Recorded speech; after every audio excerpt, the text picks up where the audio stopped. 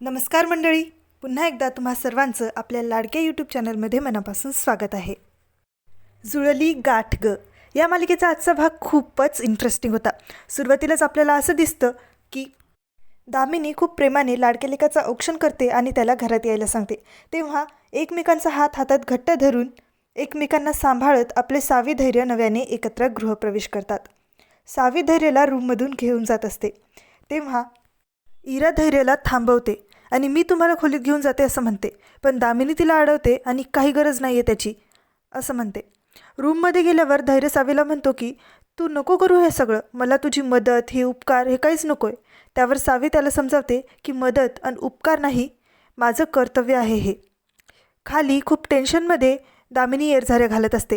तेव्हा तिची नजर चुकवून इरा धैर्यच्या रूमकडे जाते. विलास भास्कर दामिनीला तिचा प्लॅन विचारत असतात. तेवढ्यातच दीपा तिथे येते. भाऊंच्या तब्येतीबद्दल मोठमोठ्याने बोलत असते. इकडे सावी बोर्डवर ती धैर्यासाठी काय काय काम करणार हे लिहित असते. त्यासमोरच किंमतमध्ये काहीच नाही असं लिहिलेलं असतं. हे पाहून धैर्य चिडतो. उठून जायचा प्रयत्न करत असतो, पण अजून त्याला नीट चालता येत नसतं म्हणून तो पडणार एवढ्यात सावी त्याला सावरते.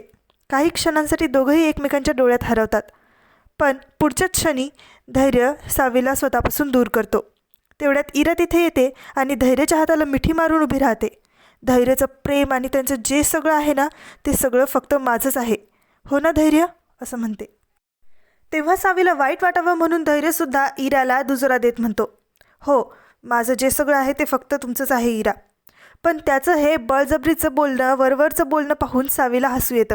ती इराला चांगलंच खडसावून सांगते की जितकी बळजबरी करून त्यांच्याकडून तुला हवं ते बोलवून घ्यायचं असेल ते बोलवून घे, पण अशा जबरदस्तीला प्रेम म्हणत नसतात, आणि ती बाहेर जाते.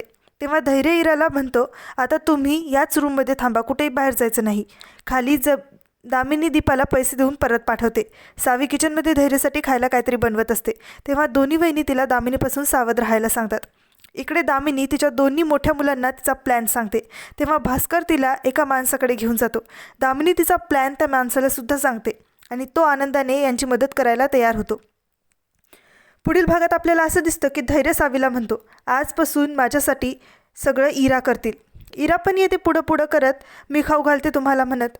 पण ती धैर्यला इतक्या वाईट पद्धतीने हँडल करत असते आणि खाऊ घालताना तर त्याच्या अंगावर सगळं सांडवते. तेव्हा सावी पुन्हा त्याला सावरायला येते. आता पुढे काय होणार हे पाहणं खूप इंटरेस्टिंग असणार आहे. तेव्हा पुन्हा भेटू उद्याच्या भागाबरोबर. तोपर्यंत आनंदी राहा, काळजी घ्या.